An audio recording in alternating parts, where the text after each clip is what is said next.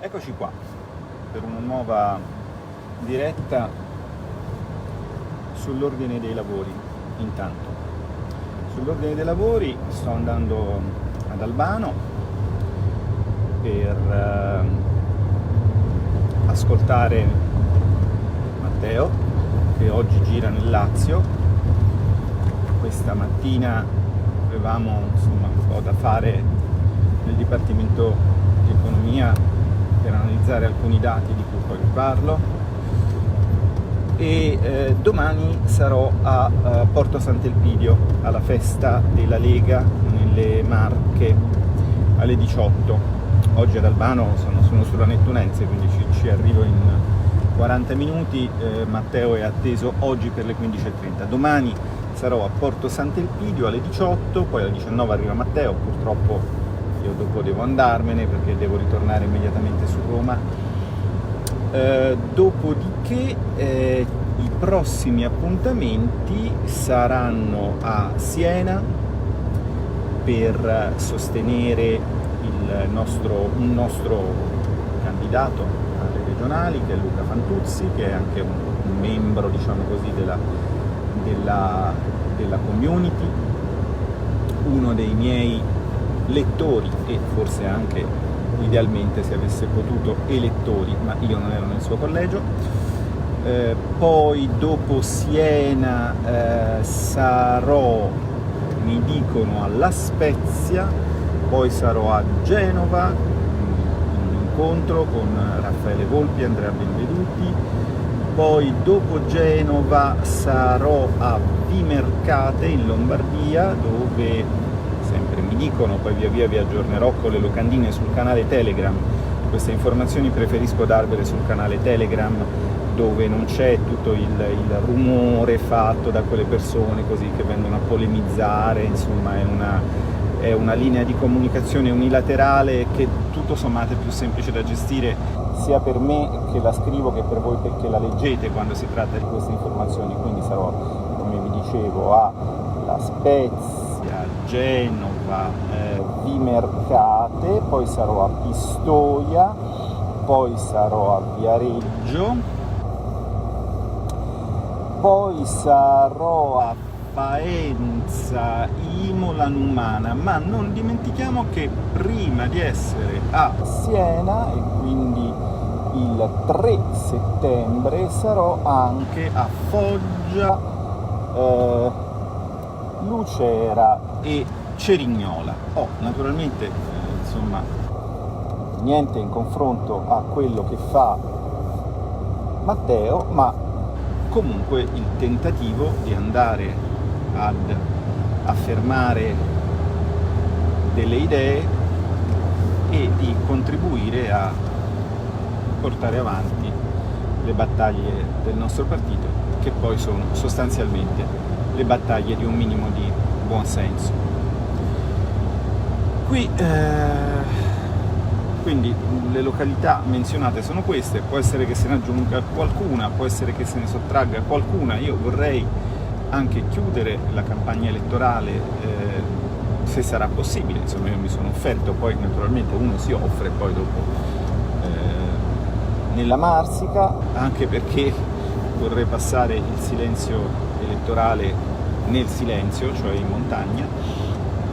sempre che la comunicazione non decida di mandarmi in qualche trasmissione televisiva, e allora ovviamente sarò lieto di rinunciare al silenzio a favore delle chiacchiere. Però insomma, siccome tutti siamo utili ma nessuno è indispensabile, se per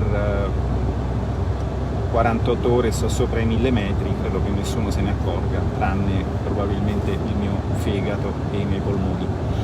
Quindi le cose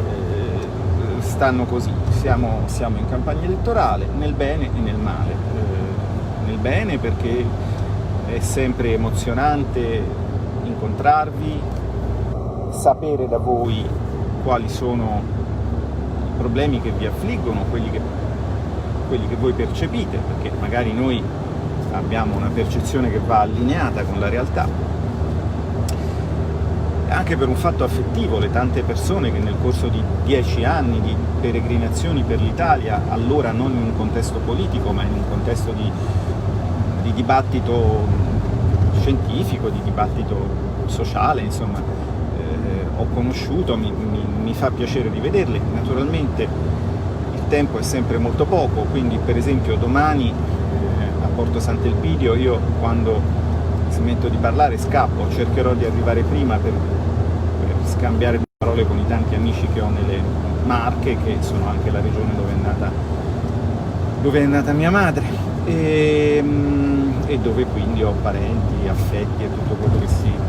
può avere nei luoghi della propria infanzia. Però tutto tranne il tempo è poco per tutti. Allora in campagna elettorale c'è questo aspetto di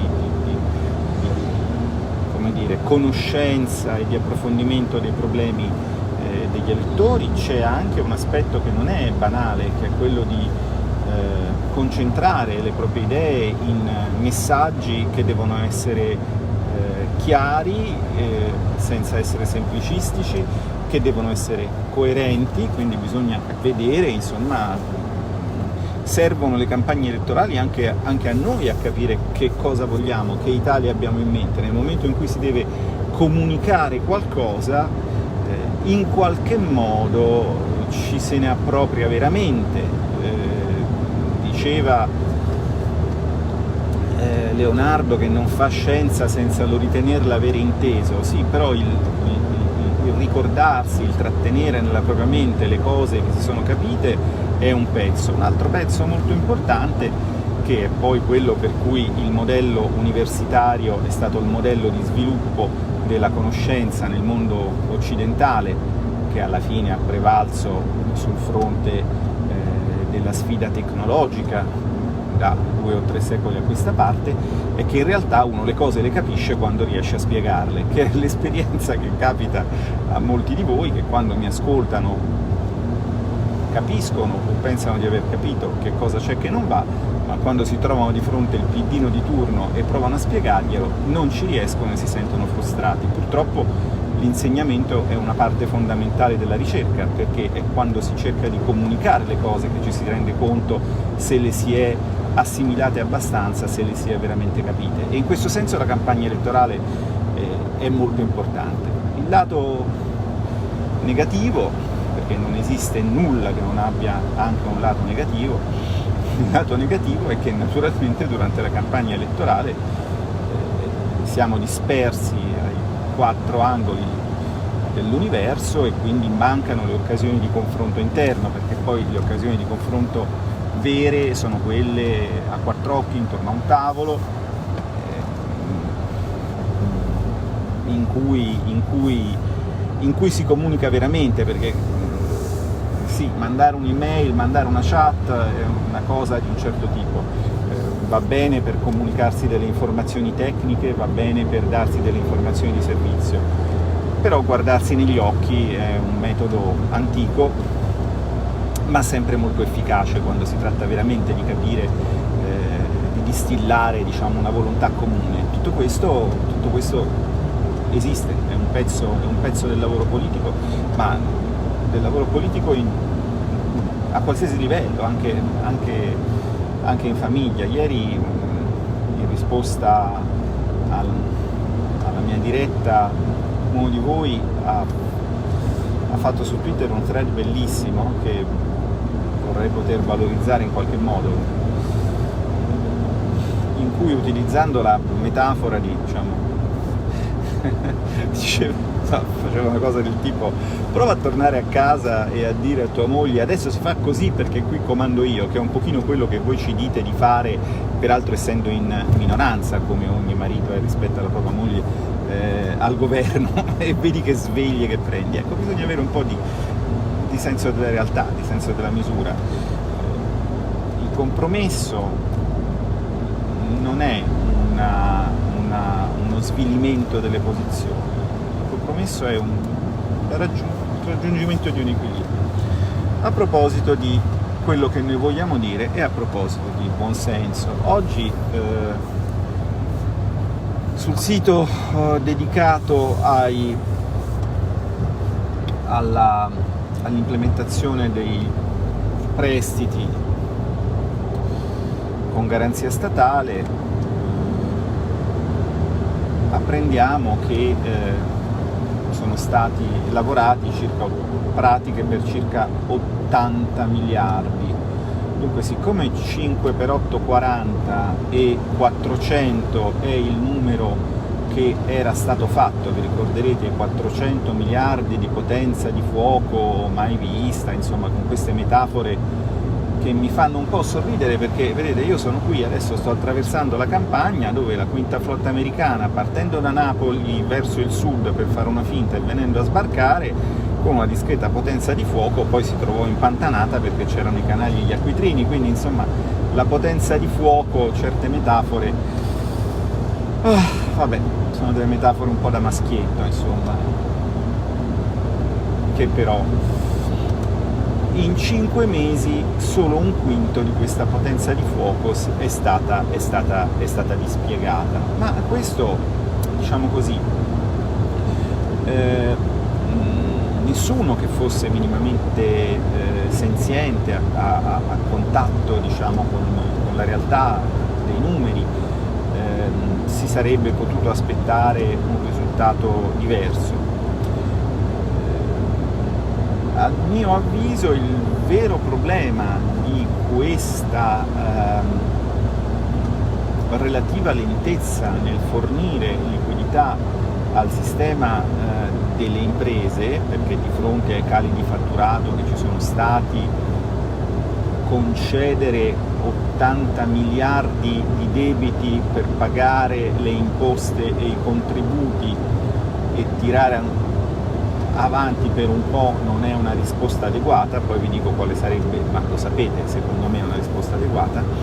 Il vero problema non è neanche tanto nella quantità. Come sapete benissimo, lo stock, diciamo, di crediti erogati dal sistema bancario alle imprese non finanziarie e alle famiglie viaggia intorno ai 1200 miliardi, quindi 400 miliardi così, e sono mal contati un terzo del totale del credito. Ora, qui c'è un problema che io voglio prima prendere dal lato positivo, nel senso che chi sta al governo ha comunque anche, diciamo così, oggettivamente il dovere, nessuno glielo contesta, per carità, di dare dei messaggi positivi, di infondere ottimismo, e quindi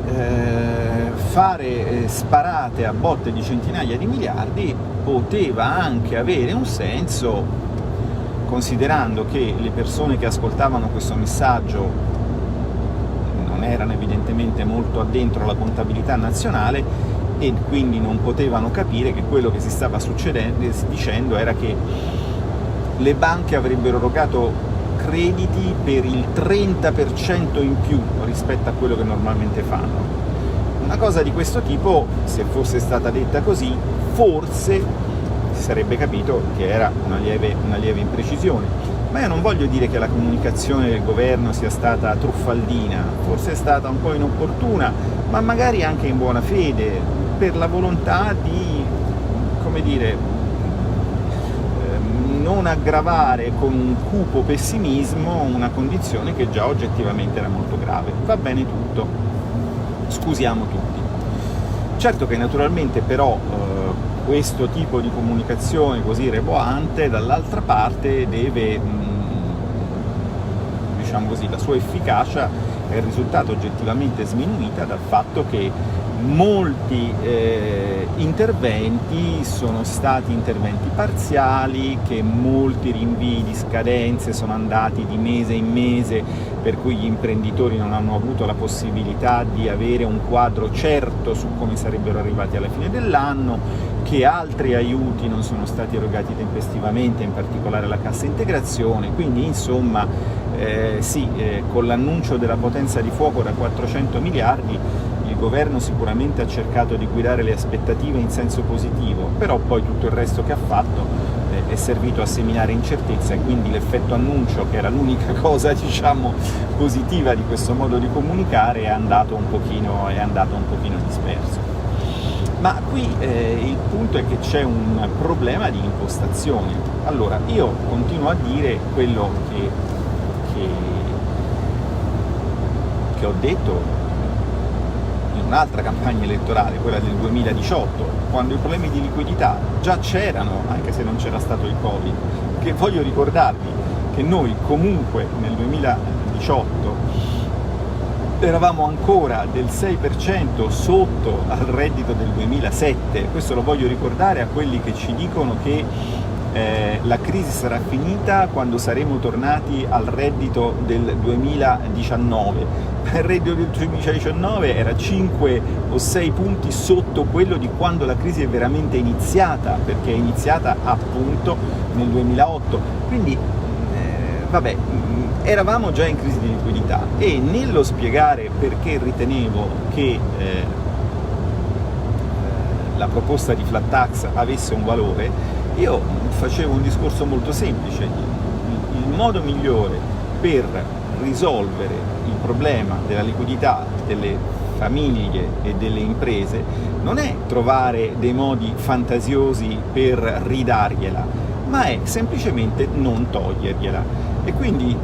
declinato nel contesto attuale di emergenza, io continuo a pensare che il modo migliore per risolvere i problemi di liquidità di famiglie ed imprese sarebbe stato, e tuttora è, non è mai troppo tardi, quello di liberarli dall'oppressione fiscale, anziché quello di ingabbiarli in nuovi debiti, che sono naturalmente crediti concessi dalle banche, ma che sono ovviamente debiti per chi poi dovrà ripagarli. 6 anni per ripagare quella roba lì in un contesto di incertezza piuttosto cospicuo e poderoso, ecco, l'incertezza sì, quella è poderosa, gli aiuti un po' di meno alla luce di quanto vediamo. 6 anni sono abbastanza pochi, ma d'altra parte adesso allungare le scadenze di quei prestiti richiederebbe un nuovo round di negoziati fra due parti private, cioè fra gli imprenditori e le aziende di credito, che sono esse stesse imprese. Noi siamo in un regime di mercato. Nella impostazione del, diciamo così, salvataggio dell'economia attuata da questo governo, uno dei punti di criticità fondamentale è quello di aver messo in mezzo diciamo, il sistema bancario, di aver immaginato che si potesse intervenire principalmente, cospicuamente, poderosamente attraverso questo canale indiretto, cioè lo Stato garantisce, la banca presta. Non so quante persone, ascoltando la famosa conferenza stampa della poderosa potenza di fuoco, quante persone in quel momento abbiano capito che i 400 miliardi non erano miliardi che ci avrebbe messo lo Stato, ma miliardi che ci avrebbero dovuto mettere le banche. Ecco, io non so quanti, voi probabilmente sì, perché se siete qui a quest'ora ad ascoltare un economista che parla di cose noiose, probabilmente siete addentro al dibattito, anche a quello con la D maiuscola, e quindi ovviamente avete capito subito di che cosa si stava parlando. Ma secondo me la maggior parte degli elettori no, ha pensato: ah, che bello, c'è un buco del PIL e qua arrivano 400 miliardi, insomma, ci tappiamo un bel pezzo di questo buco. Ora le cose in realtà non erano pensate esattamente così. In qualche modo al sistema bancario veniva chiesto di togliere le castagne dal fuoco, consentendo alle aziende di pagare quelle imposte e quei contributi che altrimenti non sarebbero riusciti a pagare. lo Stato ci metteva la garanzia, cioè se l'azienda non fosse riuscita a onorare il suo debito, lo Stato avrebbe pagato lui le somme dovute alla banca. Non è stato fatto solo in Italia questo tipo di lavoro, è stato fatto anche in altri paesi, per esempio è stato fatto anche in Francia, ci sono stati schemi di questo tipo, anche in Svizzera, in Spagna, eccetera, eccetera. Però, al netto del fatto che noi siamo riusciti a fare un sistema un pochino più complesso, un pochino più burocratizzato, ma questo vabbè, interessa relativamente. C'è un altro pezzo di storia qui che è importante mettere in luce. Quello che si vede dai dati che cominciano a uscire, forniti dalla Banca Centrale Europea, circa il totale del credito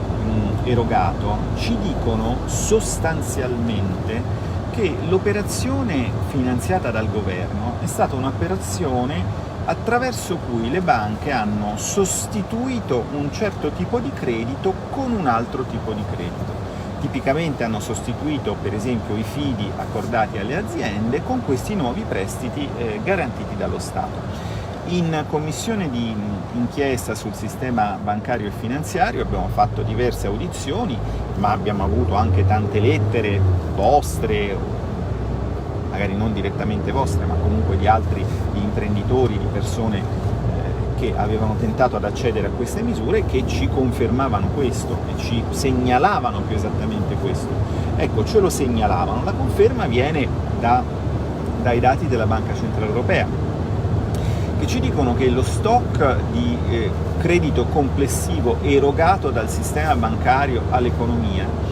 è rimasto sostanzialmente invariato. Adesso siamo in una diretta Facebook, quindi non vi posso né far vedere un grafico, perché io devo guardare la strada, né leggere, sempre perché devo guardare la strada, le cifre che poi magari mettiamo su Telegram o mettiamo su Twitter. Ma mentre per esempio in Spagna nel 2019 a questa data lo stock di credito era calato un po' più dell'1%, e invece quest'anno c'è stato un aumento di quasi il 6%, in Italia, diciamo così, siamo rimasti su livelli di espansione del credito totalmente asfittici e sostanzialmente invariati, cioè le misure, i famosi 80 miliardi di cui vi parlavo prima, che sono un quinto della potenza di fuoco cui si è arrivati in 5 mesi, nell'aggregato del credito non si vedono perché sono stati mera sostituzione di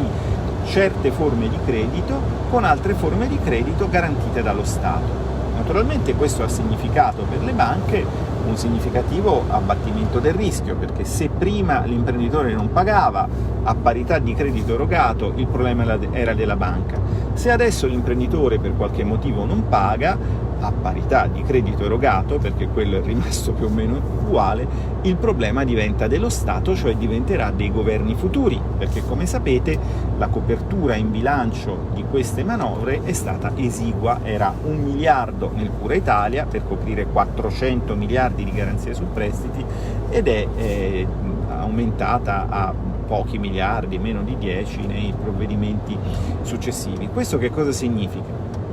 Significa sostanzialmente che questo governo ha dato un poderoso,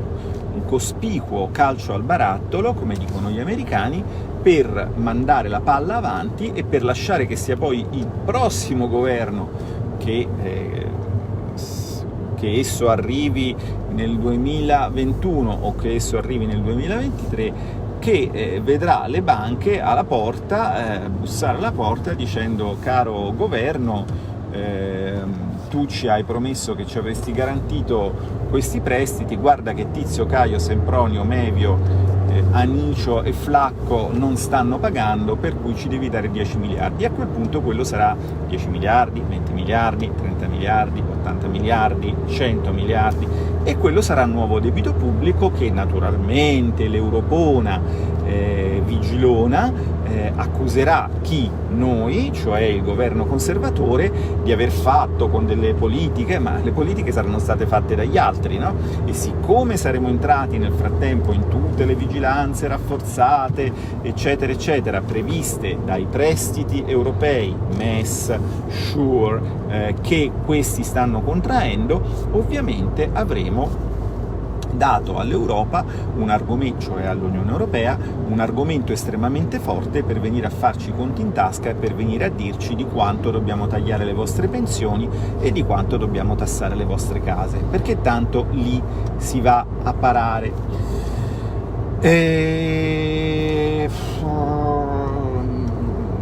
Guardate, questa è la situazione. E allora che cosa si dovrebbe, che cosa si sarebbe dovuto fare? L'ho detto prima, ma lo ripeto.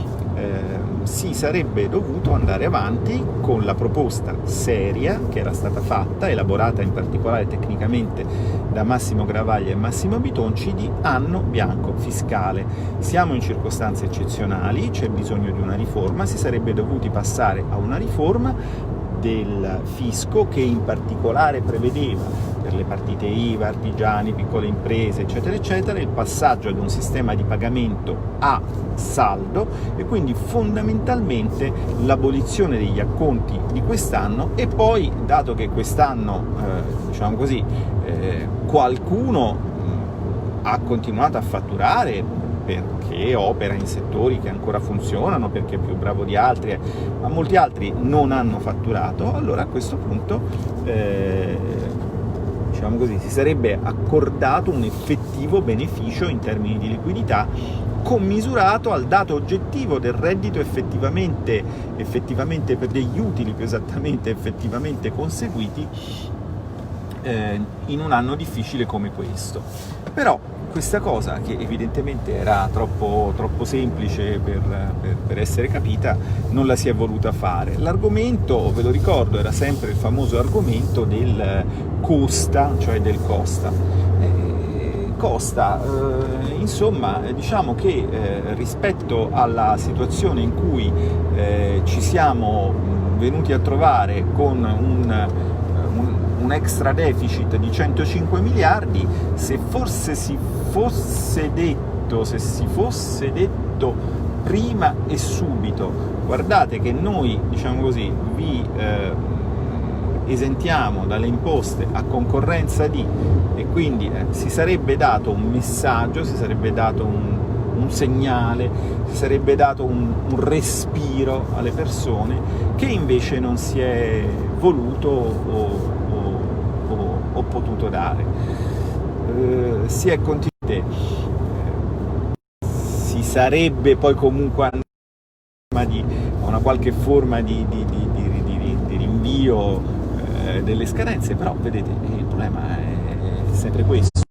Da un lato si è fatta una comunicazione molto ottimistica, giustificata, non voglio essere cattivo, giustificata, non voglio dire da così scopi elettoralistici, non mi piace, giustificata, diciamo, dalla necessità di guidare le aspettative in senso positivo.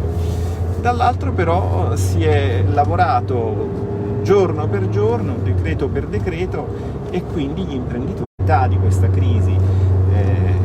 i nostri governanti Azione Fondata. È una preoccupazione fondata ed ha un nome, che è il nome del PD, e questo nome è naturalmente legione, ma è anche subalternità. Noi non ci meritiamo di essere guidati da persone che risolutamente non vogliono essere arbitre del proprio destino. E a costo, per concludere questa diretta, speriamo in tempi migliori.